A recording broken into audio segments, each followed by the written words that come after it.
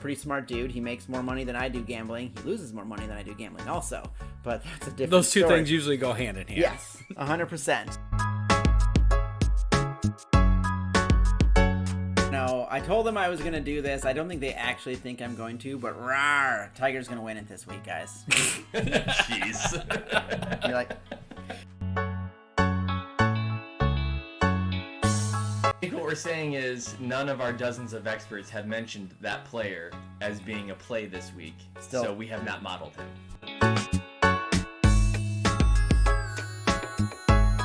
Hey everyone, welcome to Reading the Green and our Golf DFS podcast. My name is Mike. I got Kyle and Jordan here on Tuesday, April 5th.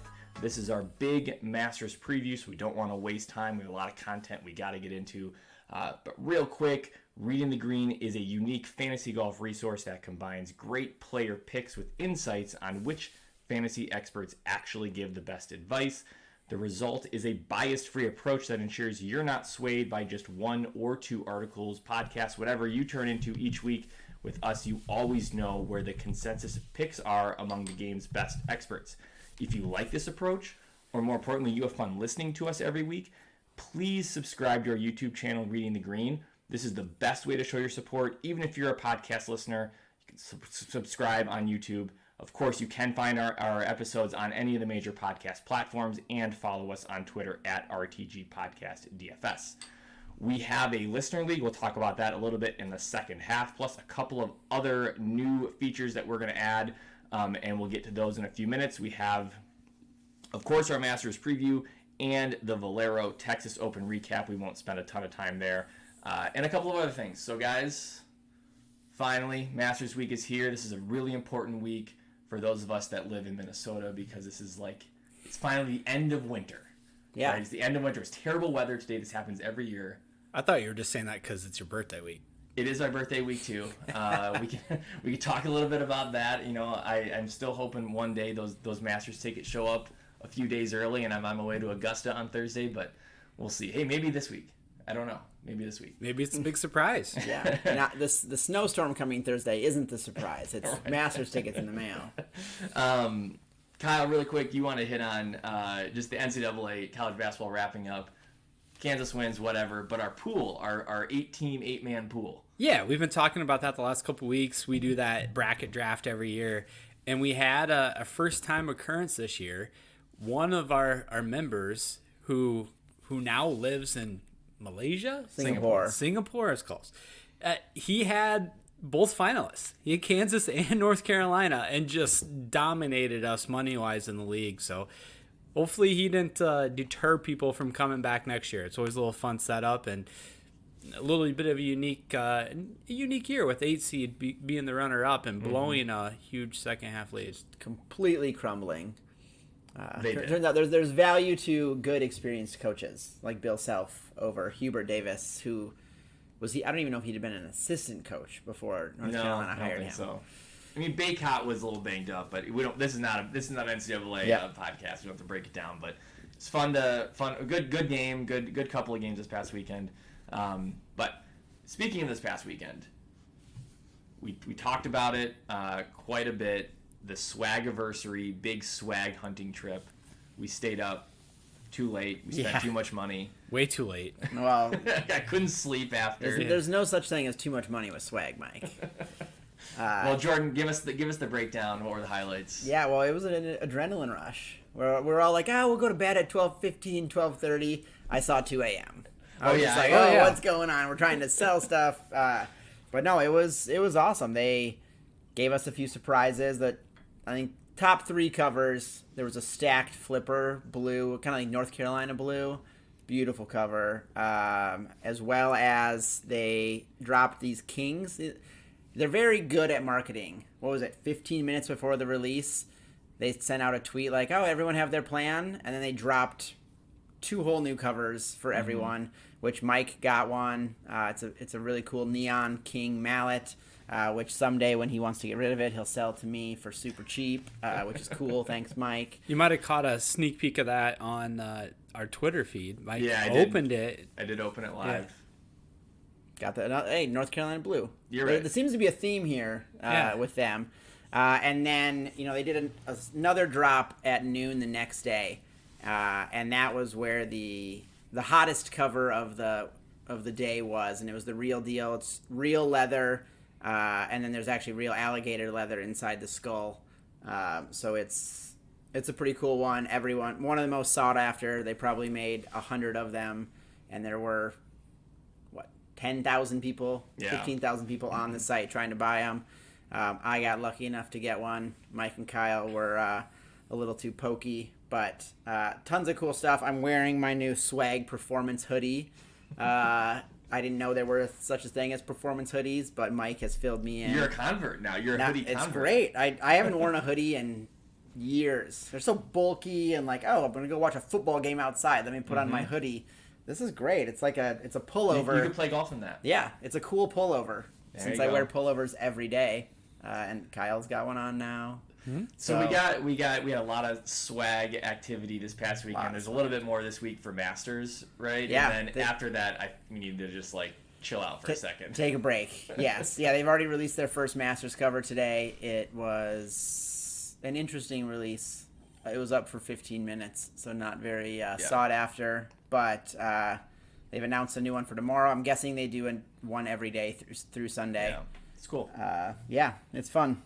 So speaking of swag covers, I think as we kind of pivot into some of our Reading the Green content, Kyle, we want to do a little bit of we want to engage with our fans a little bit.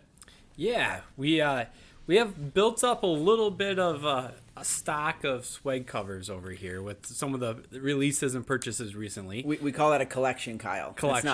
It's not a stock. Well, and these are unopened covers, and we want to do a giveaway.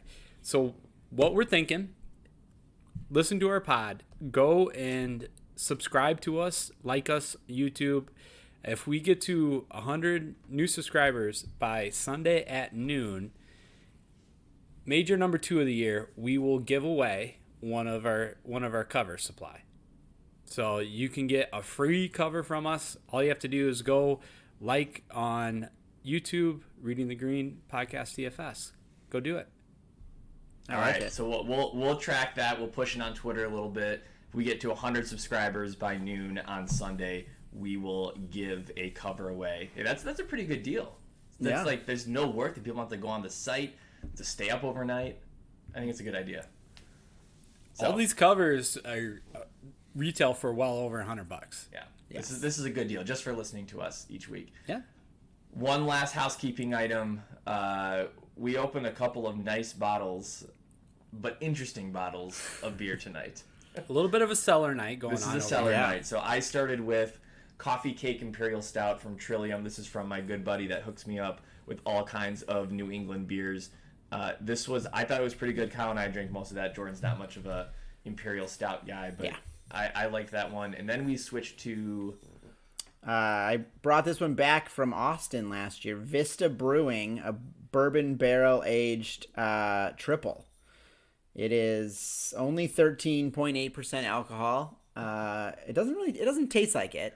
Correct. I think it's better than I was expecting. We had a great time at this brewery. Is beautiful setting, and I was like, okay, I need to take something back. And then it sat for a year. Oh, it kind of mellows out a little bit. The first drink, if I would have drank this after an IPA, I think I would have been struggling. But at least we came from something that had sort of like the pastry, savory taste already, and so the transition to the barrel aged. I'm not sure what I think. I would say it's changed as I've had subsequent sips. So yeah. Well, the bottle says it goes good with your Thanksgiving tamales. So let's think about that for the next time we drink this. I am nowhere near Thanksgiving or tamales right now. So all right. Well, let's talk about the Texas Valero Open. We'll not spend a lot of time here because we want to probably have a 2-part Masters preview. First of all, winner JJ Spawn kind of feels like out of nowhere, except he's competed a couple of times this year, and in our model, he was there as the best 6K play, and Kyle, you and I both rostered him in our tournament cores. So there for the taking. We had several experts that were on him. I know you were looking up to see some of the ones that had him, but so he was talked about. It wasn't like he was a complete unknown. Correct. He got lower 20% mention share. Just to give a quick shout out to those who did have them. The Ride In, DFS podcast, Fantasy Labs, Play Picks, The Lines, Bet Spurts.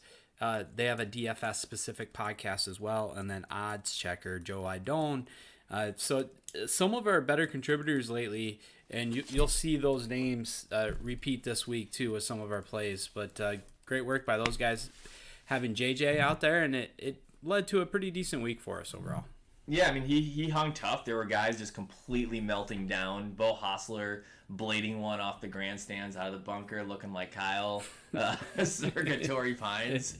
But just guys falling apart. I don't know if there was the pressure of this tournament getting them into the Masters. Even a guy like Kuchar, who he was there. He put himself in position. He was one of the three guys that you thought needed to, we expect to see in the Masters, and so those guys, maybe it's the pressure, the added pressure of just getting that invite, and Spawn hung in there. So yeah, one of my big takeaways was I don't know if that's a course I ever want to go play. Just some of those places guys were looking for balls. No, thank you. I'm not going out there. Yeah, they had like the cacti and the trees, like the Kevin Na montage from when he took a 16 on hole number 9. He's just like in the cactuses. It's just, it's not good. There's big rocks. We just don't go there. No. Right. We donate a lot of balls. Unless you have rental clubs, then you might go try and hit out of there, but you're not using your clubs to hit out of the desert anyway. Well, I'm not a rule expert, so I don't remember seeing this very often, though, where the guys are hitting it into the crap and then taking a drop still in the crap just to give them a visual to be able to punch out. That happened more than once. Like unplayable. Yeah. Yeah. No, there was some really weird stuff off the fairways. Otherwise, the course didn't seem very penalizing. So I don't know. Listener League wise, we had G Bentley 0117 winning narrowly over JY Sodi, I believe it's pronounced. I've been corrected. And Rock Chalk MN, who I'm sure is just beside himself right now, with Kansas winning on Monday evening. I'm a little bummed. I got, first loser, 4th place, even though I had, more made cuts than at least one of the people that placed, but whatever. Looking ahead at the Masters. We're just saving our performance for the Masters and the Reading the Green podcast contest. And if you couldn't tell there, Mike's not bitter at all. I'm not. Too many close calls lately.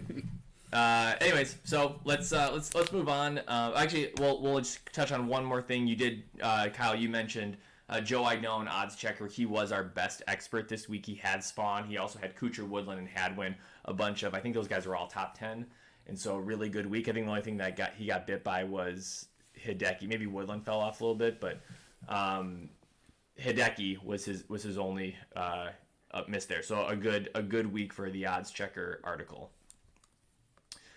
All right. Anybody have anything else they want to say about the Valero, or should we just talk about the Masters the rest of the time? Masters ding, time. Ding, ding, ding, ding. Okay. All right. Jordan, as the only guy here that's been to the Masters, what's it like? It's even better than you think it will be. Mm-hmm. So I went with I won the lottery. Of course you did. One Thursday ticket. That was it. Which, like, the lottery, you get one ticket, so... Wait, so you get one ticket, so how do you get 1 day, sorry. You get Sure. two tickets, 1 day. So, flew down Wednesday. My parents drove down. My mom, lifelong golfer. It was a no-brainer for me to take her. We woke up at 6 a.m., like an hour away in the hotel that I found, the Marriott hotel that I found. My dad dropped us off right at the gate. Went in for the next 12 hours. It's a marathon. That's the one thing it definitely is. No phone, right? You no phones. No phones. No, they do have a check outside, but they've got phones all over inside that you can call free anywhere in the country. So I called a few people. How would you know somebody's number? I wrote them down and took them in so that they could get a phone call, because it says Augusta, Georgia, calling you during the Masters. Sorry I didn't call either of you guys. Yeah, I was going to say, where was my call? No, it was, the Pro Shop merchandise tent is amazing. We went straight there. You got to buy your chairs. Right, you can't bring. I don't know, you can bring in Masters chairs. Because that's how you reserve your spot around the ground. Yep. Okay. Bought our chairs. Bought all the rest of the crap. My favorite part is there's a checkout line, goes straight into a UPS line. Like literally, they tape it up. You put your name in, and it gets shipped out. It took like a week or two to get here. That's really smart. It was genius. And charge as much as you want. Sure, here you go. But yeah, went out. There's the par 3 towards the end. That's one of the days it gets lots of holes in one or very close. 16. Yeah. So we put our chairs right by 17 tee box. So you are seeing all the guys tee off, and it's downhill to the green. We could see all the action. And people like really respect that. It's like you put the chairs there. Oh yeah, we brought a Sharpie in to write our name in the little slot. No one sat in it. No one moved it. We set it there at 7 and didn't sit in it until 2 or 3 in the afternoon. Was it good weather when you were there? It was perfect. It was, and it was Tiger year, so he was there. We followed him for a couple holes, but that gets annoying because there's just like his practice round this week. Hold on, guys. Okay, do you want to start the clock right now? No. Okay. No. All right. We'll get to that in 1 minute because Jordan's talking about Masters merch, and I feel like we need to. We'll skip around here a little bit, but I want to talk about Masters merch. You brought back some stuff. I think you gave me a couple cups. Yeah. Maybe my daughter. That was my daughter's first birthday, and you brought her maybe like a Masters bib or Masters a little dress. A little dress. Yep. Yeah. The cups were a nice surprise. You know, like you always go to the stadiums and they give you like, oh, the souvenir cup. Which who wants a Metrodome souvenir cup? Right.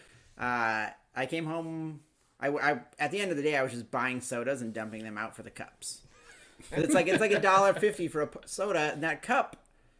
That's cool. If you went and bought it at the merchandise tent, it would probably be $10-15. Yeah. They're like heavy duty plastic. I use them all summer long. It's great. And it's a great conversation piece. So you, Jordan, you shared an article. I think it was on ESPN earlier this week around kind of stories from the gift shop of pros going in and buying stuff, and they all are talking like about the exact same stuff. Well, they're just spending hundreds or thousands each week. And Kyle, then you were saying about like the difference between the logoed gear. Yeah, so there was something, it was floating around on Twitter. It was what Morikawa had a hat on, and it said ANGC on it. Yeah, ANGC. So if you see anything with ANGC, that's from the shop within the actual pro shop. The actual pro shop. So only members and players can buy stuff there. So it's different than if you could see that same hat, but it would say Masters on it. That's a patron bought that on the grounds. But the players only have access to the ANGC apparel device. And then it even goes a step further because in that actual shop, the players can't buy everything. Right. There's some stuff that's exclusive to members. If you heard that jingling. You had me, yeah. I remembered. The crap that they have there is amazing. I've got a Masters keychain. You hear that? I know you can see it really well right now. I've got my Masters keychain on. I bought some lanyards, ball markers. I bought decks of cards. Like, why not? I may never go back there. It was well into the 3 figures, almost 4 figures. And that was one of the guys in the article on ESPN was saying every year you're there, you're buying stuff because you just never know when it's going to be your last.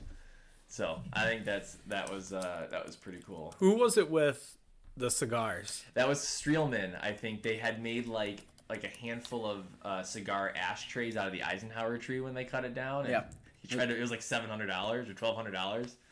Yeah, and they laughed at him. And they laughed and said, "Sir, you can't buy that." Yeah, that's only for members. Now that you say that about the shops, I think at Pinehurst, obviously far less exclusive of a place, but they have a separate pro shop there where if you want to buy something that says number 2, this is at least, as of 8 years ago or so, you can only get that if you are a member. They had like the number 2 pro shop. Oh. And so you had to be a member to get that logoed gear versus the normal resort stuff. But yeah, pretty cool story. We could probably retweet out that article because I thought there was a lot of good little nuggets in there. Yeah, but it's worth it. If you ever get the tickets, it's worth it. We got a couple more Masters topics. This one's going to be quick because I am setting a timer on my phone.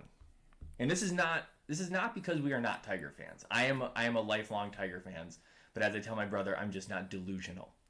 I give him the appropriate amount of attention he deserves as a 47-year-old man, kind of on the third leg of his career. And our main focus is daily fantasy sports.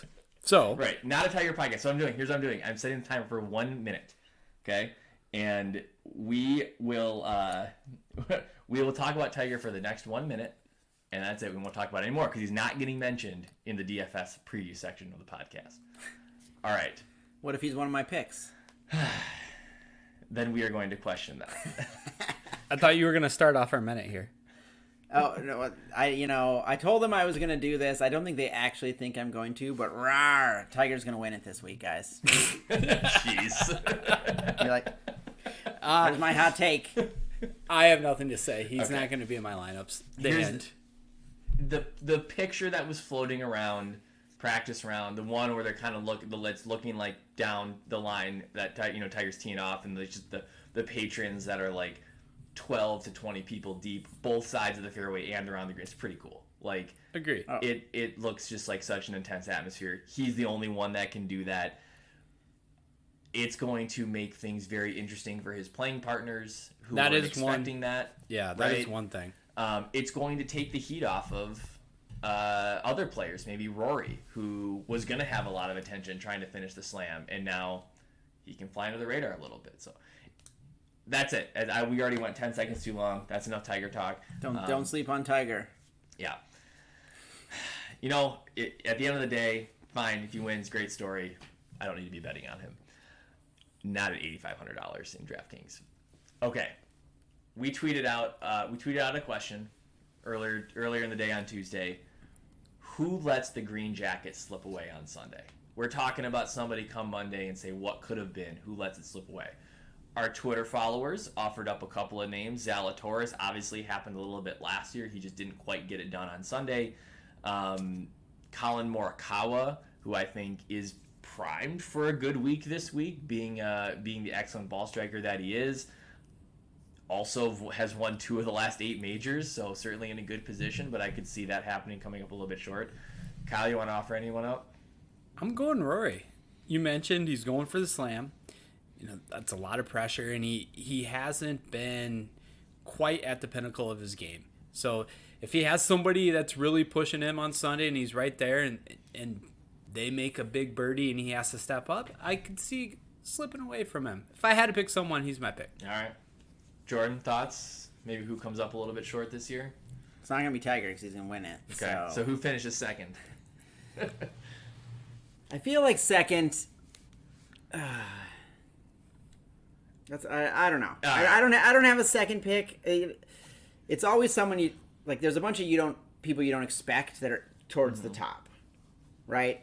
But they can't quite finish it off, right? Every once in a while, a Charles Schwartzel wins it, but that doesn't. It's usually second or third is going to be someone that craps their pants on the back nine. Well, oh my goodness, how has this happened? I'm here, and then they golf like we do. It could be one of the guys that one of the, we'll say, rookies, first timers here that typically don't win at the Masters, but wouldn't be a surprise to see Sam Burns or Scotty Scheffler up there in the top 5, but traditionally they don't get it done.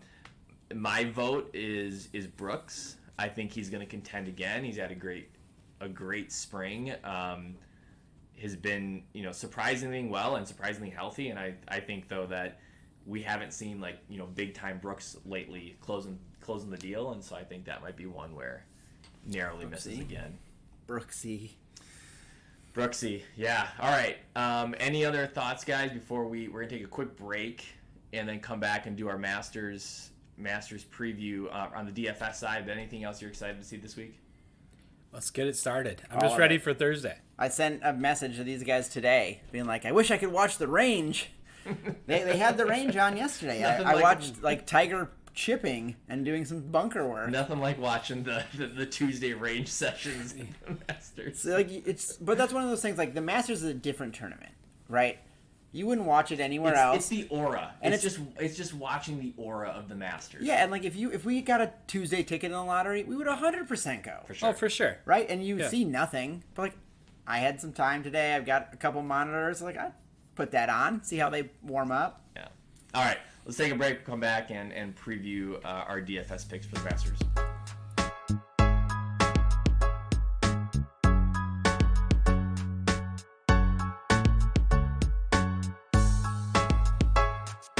Welcome back. We have our Masters preview. First, our listener league is available on DraftKings. We play DraftKings Golf DFS with our listeners every week, and so we have a league and contest that's available. We'll have the link out to join for those that haven't participated. We'd love to get the numbers up, get a little bit more money in that pool, and we have a lot of fun doing that. We obviously give shout-outs to the folks that play well.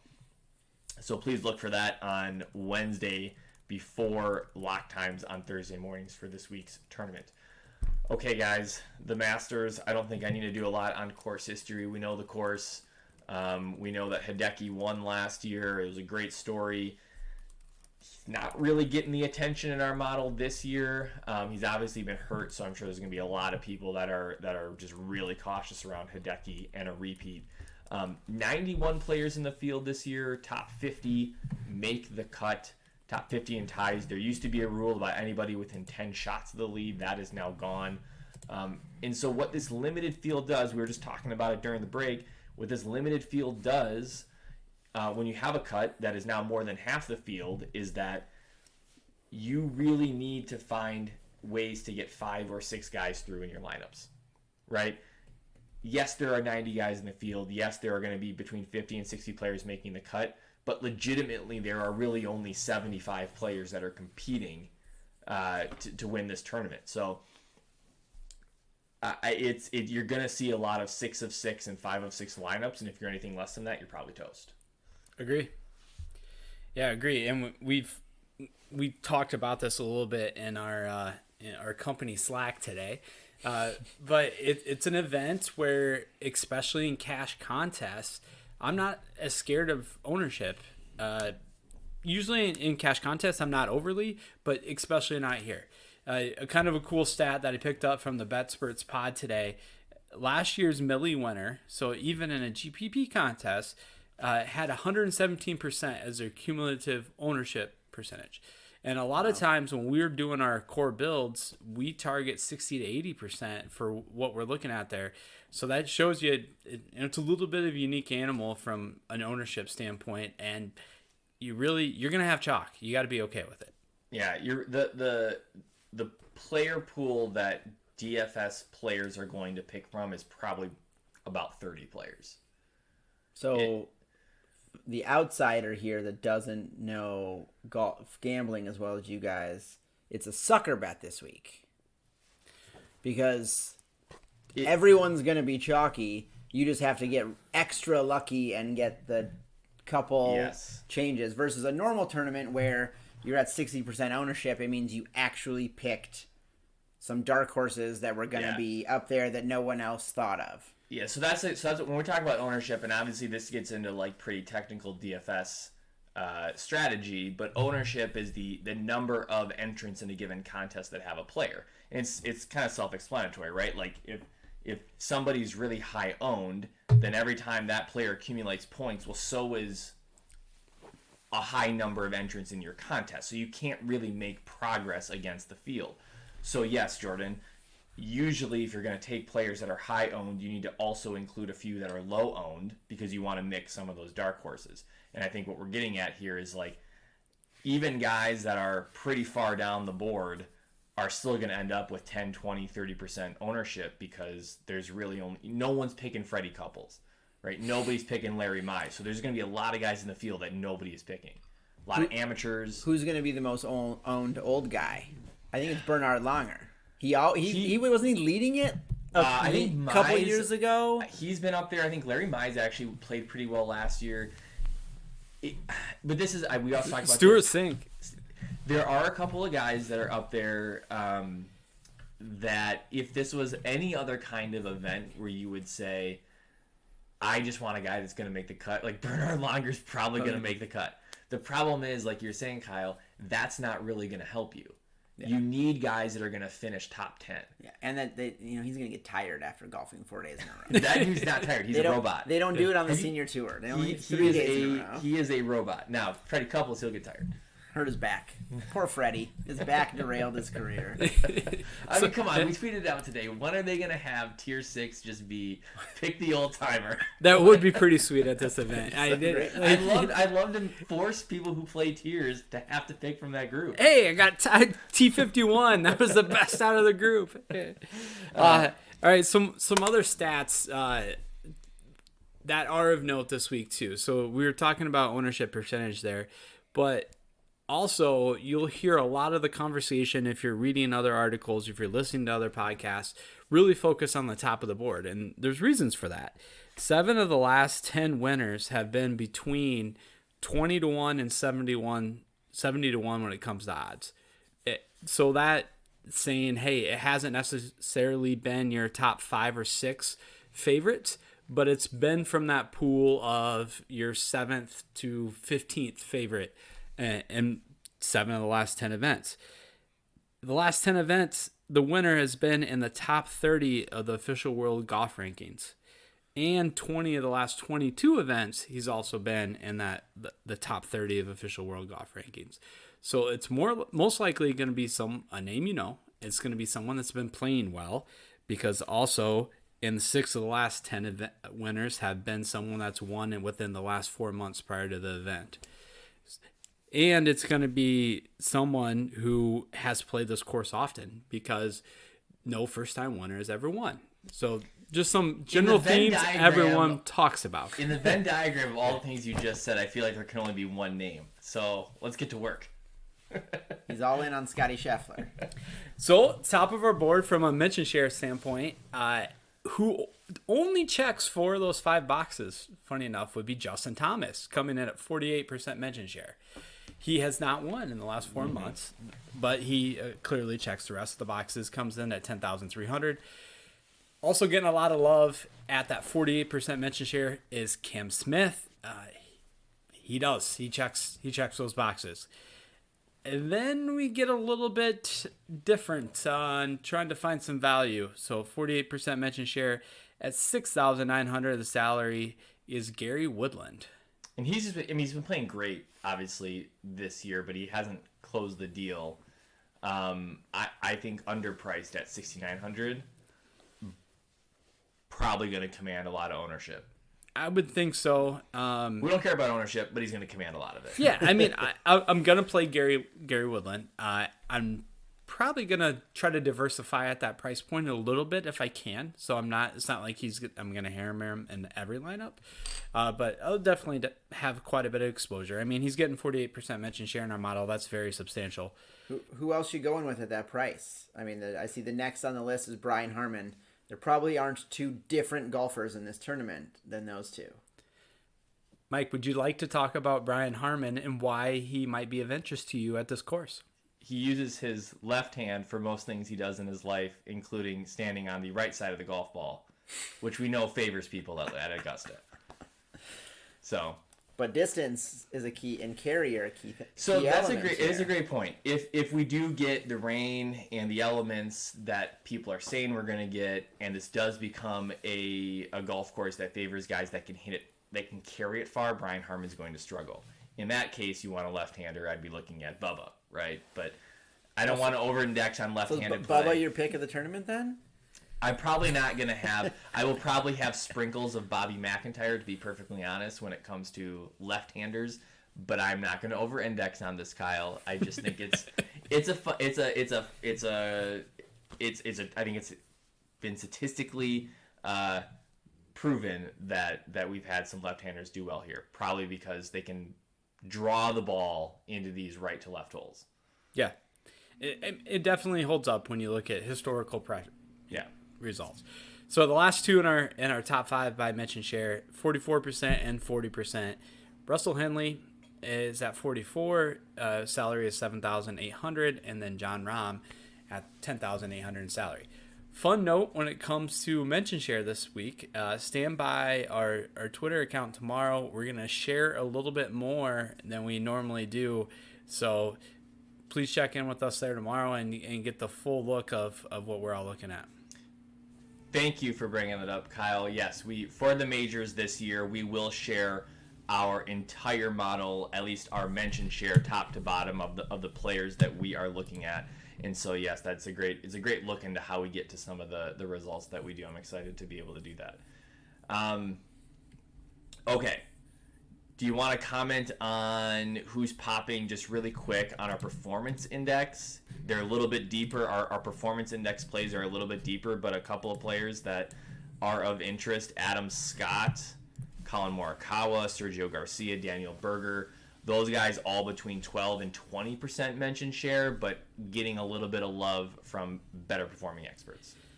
Yes, a good place to look if you are looking for a little bit of pivot, maybe off some ownership. Typically guys that are in that mention share range aren't quite being as talked about as much, and probably not quite as many people on them. So we're not worried about ownership that much, but if you do take 2 or 3 guys that you're hearing a lot about, you might want to pivot somewhere, and those guys would be a good place to look. Okay, so you got to make 3 plays. Your core plays this week. Who are you looking at? Where are you going to start? I'm going back to my boy, Matt Fitzpatrick. He had the one event he kind of let us down when he got caught on the wrong side of the weather draw, playing south of Jacksonville in the monsoon a couple of events back. But he has 48% mention share. The ride-in, Pat James, who was pretty strong for us last week and was on JJ Spawn, has him as a play this week, so he's going to be a good part of my lineups. Next, I'm going to the top of the board there from a mention share standpoint. I'm playing Cam Smith. Fantasy six-pack has been pretty strong for us as well. Tyler Marling, and I can't pass up Cam at that price point. And then my third play is Will Zalatoris. Played well here last year. Pat Mayo is on him. Bet Spurts is on him. So I'm going to take a swing at that 32% mention share. And some of my lineups probably going to start in that $9,000 range, and he would be a good part of that. Matt Fitzpatrick just can't. I mean, he's been stuck in like this $7,500 to $7,800 price point.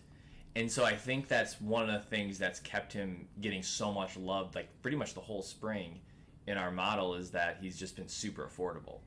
And he's performed well. I mean, he has, like I said, he hasn't contended, but like he's performed well, and he's been a great price. I mean, his performance. So he was 5th at Valspar. Granted, he missed the cut of the players, as we talked about. Arnold Palmer, he was 9th. Waste Management, he was 10th. And AT&T Pebble Beach, he was 6th. Hero World Challenge, he was 12th. Yeah, you're not going to find many people with that sort of form. Do you trust a British golfer that doesn't golf well in bad weather, though? We're not looking at. Well, it's not going to be bad weather. It's not going to be. We're getting a little bit of rain Wednesday, so I think Thursday morning will be a little soft, and then maybe some wind Thursday and Friday afternoon. The weekend looks great, so I don't think we're going to have near. So if he makes it to the weekend, he's gonna pay off big for you. We don't have near the situation as the players. Okay. Well, speaking of guys that have actually performed pretty well this spring and pretty well at Augusta the last handful of years, and have only coughed up one green jacket, I like Brooks Koepka this week. I think that he's going to fly a little bit under the radar. Obviously, we know that he gets up for big events. He's got the form recently. He's a horse at the course. Brandon Gadula from Number Fire is on him, who's been one of our better contributors the last several weeks. And so I think that's a place where, under 10K, you're going to get a little bit of a break, hopefully, with Brooks.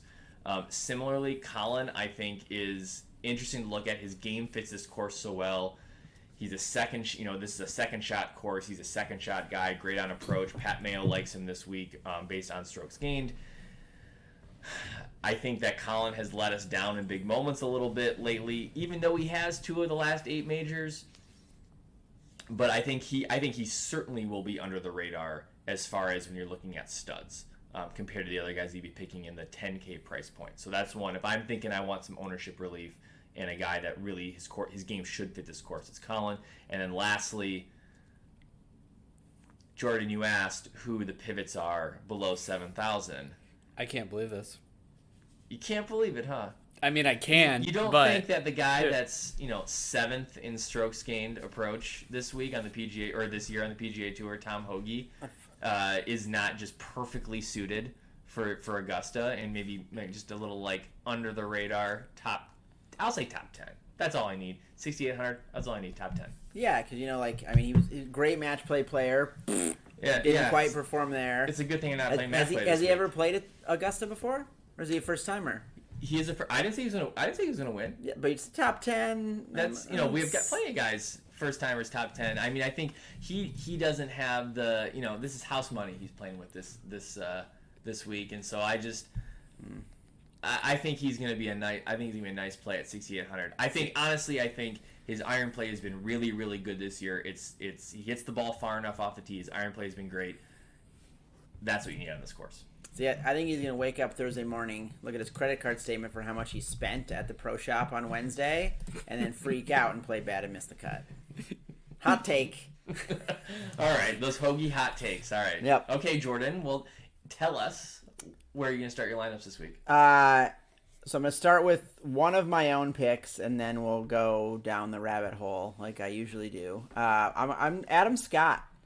Yeah, I think it was a couple pods ago I mentioned that he's got his best score per round or for maybe in like 10 years or maybe in his entire career. Playing great, obviously likes playing at Augusta. He's at the top of our power index this week. Yeah, so I'm gonna have a lot of Adam Scott, and then as we go to the second and third picks, some of us have those real degenerate friends that gamble a lot.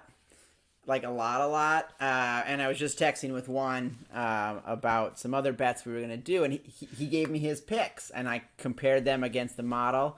Two of them are up there, fairly high. So I'm gonna lean on him. He's a pretty smart dude. He makes more money than I do gambling. He loses more money than I do gambling also. But that's a different Those two story. things usually go hand in hand. Yes, 100%. But so I am going to have quite a bit of Corey Connors, who's up. What do we got? He's 24% mention share, and then he's also in on Billy Horschel. So I'm gonna have myself quite a bit of Horschel. He's, like I said, you sometimes you lean on your degenerate friends for certain things. Like you're gonna go to the car guy if you need car help. Why wouldn't I go to the gambling guy if I need gambling help? Both of those guys do have above 65 on our power index, and so fairly solid plays. Not huge mention share among our expert community, but like pretty solid plays from a performance index standpoint. So yeah, I agree with you. All four picks he gave me were above 65% in the mentioned power index. So that gave him a little more credence to these picks. It's not like he was picking someone that our model says is looking for investors in backing some of his. I told him that he needs to go sign up for YouTube and Twitter and follow us on all of those. And then I'd invite him to the listener contest. It'll give him a chance at that swag cover at some point in the next couple of weeks here. Yeah, the end of May, right? That's our next major. Right. I do like the Horschel play, by the way. But Kyle, tiers. What do you think? Gonna try to pivot a little bit to avoid some of the guys we've talked about, but go down to tier 5. Have an interesting group of names there. We have Louis, we have Neiman, we have Adam Scott, who Jordan just talked about, Patrick Reed and Taylor Gooch. The particular reason I'm sorry, I don't think you got everybody in tier 5. Did you get everybody? That's all I see in our model. Am I missing someone there, Mike? The person who shall not be named because we passed our 60-second time limit that Mike implemented for us. Exactly. I don't see anyone else in tier 5. I think what we're saying is none of our dozens of experts have mentioned that player as being a play this week. So we have not modeled him. Correct. Okay. He is not. His name's nowhere to be found. Yes. And like I said, I'm picking him to win. I won't bet on him at all in DFS. Far too expensive for that risk. Okay, so tier 5, how do we break it down? Found it interesting for a couple of reasons. You could go Adam Scott. He is someone I probably will have exposure to in some areas, but from a tier specific contest, I like Neiman. I like that where he won earlier this year in being in a similar strong field event at Riviera, dealt with a pressure situation. And even you could make the argument, because it was a more people in the field and a deeper field, that it was equally as impressive as maybe not winning the Masters, but as far as who he played against. So he's someone I'm going to look at strongly there too. And I did want to highlight Taylor Gooch. He fits this course pretty well overall, but his price is just very odd in DraftKings this week. It's high. So I think that's really going to drive a low ownership of him. If you are looking to pivot off of a high ownership somewhere, I think he's someone you could look at who does fit the course well. But I know we're talking about tiers here, but he's at $8,700. There's no reason he should be in this group of $8,700 players. So that's what. Well, you do have though. Well, that's interesting, is because you do between Patrick Reed, even Oosthuizen is in tier 5 at 8,900, and you have Patrick Reed all the way down at 7,400. So you have quite a bit of dispersion there in potentially getting some serious salary value in tier 5. Correct. Oosthuizen and Gooch. Yeah, strictly from a tier standpoint. Yeah, and I guess my point on Gooch was just more from his, in a classic lineup, that price point just really doesn't make sense for him. I think he's not a good. In this tournament. Not in this tournament. Not when you can get Gary Woodland at 6,900. Yeah, he should be with the Corey Connors of the world down at 76. Yeah. The other interesting thing, I was just looking at the tee times. 3 of the tier 5 guys golf together. Well, I do not like who Neiman is playing with Thursday and Friday. With them? Louis. Yeah. Those 3. That's gonna be a circus. Yes. As someone who holds a Neiman outright ticket, I was not impressed when those tee times came out. Yeah. Yeah, I mean, I know he's been great this year, and he certainly played well under the. Frankly, he played well under the pressure, but he had a 5-shot lead. Most of the time on the weekend at the Genesis. Fair so point. Like the pressure's a little bit different. But and that is under. That's a tough course. And that is Tiger's tournament. So like he's kind of used to the TW pressure. He's at least shook Tiger Woods' hands once when Tiger gave him the trophy. Mike was the first one to say the name after we outlawed the name. You're right. The one thing for Neiman, if he makes the cut and plays well, Saturday and Sunday will be less pressure, unless he's in like the final group on Sunday, right? Like Tiger is it's gonna be chaos. Like when I was there on Thursday, people were 5-6 deep around every green to watch Tiger. You could walk up to any other green, any other player, and watch what was going on. That is really fascinating, and I think that what's going to happen is, because you have so many players that make the cut, including a lot of our studs that make the cut that might be hanging back. I mean, I think Jon Rahm did this a couple years ago when he went 66-66 on the weekend. Like, you're going to have studs that are going to make the cut, close to the number. They're going to play early. They're going to play outside of the circus, and they're going to have a chance to go low, certainly on Saturday and maybe on Sunday. And whether or not they win, that can do a lot for you in a DFS lineup. Little insight there to Mike's round 3 and round 4 showdown approach there as well. Exactly. Yeah, I think this certainly when it comes to these to round 3 and round 4 showdowns, especially Sunday. I think we get a little carried away with finishing points that are awarded in those round 4 showdown contests. Agree. And last week, now to go back to the Valero, I played Spieth and Connors. They played together. They were the second group out, and they shot matching 67s and got on a plane and went to Augusta. I ended up not cashing my ticket because Hudson Swafford shot 78, and there's a bunch of other disasters. But you can really get that this week, I think, in a Sunday showdown, because you're going to get guys where the pressure's off, and they can go and attack a soft early morning Sunday Augusta. So I'm gonna throw out one more name just because it's the Masters, right? We're gonna give a little bit more than we normally do. Someone that's pretty cheap out there. I'm gonna have a sprinkle of. I am enticed by. Does he have a daughter named Azalea? I don't know who that would be. Sergio. Oh no, Thomas Peters. Thomas Peters only 6,600. I wouldn't go there in cash, but if you're looking for a cheap GPP flyer, there's reasons to like them. Like him this week, the distance, the apex ball height, and some of the other things we've hit on. It's my little sneaky play. Tiers this week is any of the big tournaments is unlike anything else. Right? Justin Thomas in tier 2. When was the last time you had that? Mm-hmm. Right? Cam Smith, Xander, tier 3, Will, Zalatoris, You can make Berger. really fun lineups. It's like you're gonna have people that name recognition you think are top 10, right? Obviously, not everyone can be top 10, but like it's just crazy all the way down the list. Tommy Fleetwood and Bubba Watson in tier 6. Yeah, them too. Right. I get, but like, be careful. Be careful when you're making those tiers lineups because name recognition will be there will be a lot of that. It's like last note. It's like Rory's 76% last week in tiers. That worked out well for. Well, at least 76% of the entries didn't have him play on the weekend. Well, and 2 of the 3 that were in the tier 1 didn't make it. Exactly. Great point. Keep in mind that you're going to have a lot of casual and very casual players play DFS this week. Great point. So even with a lot of prep, there's still going to be a lot of randomness. There's going to be a lot of people that click through lineups, that play tiers, that click the names they know, and that will drive ownership, not because people think they're going to play well, but because people know their name. So just keep that in mind, that there are ways to kind of avoid some of that randomness because of the number of casual players that are playing this week. Great point, Mike. Like tier 6, for example, Sergio Garcia is probably going to be very, very popular in tier 6. For that reason, past winner here, people that only watch majors, there you go.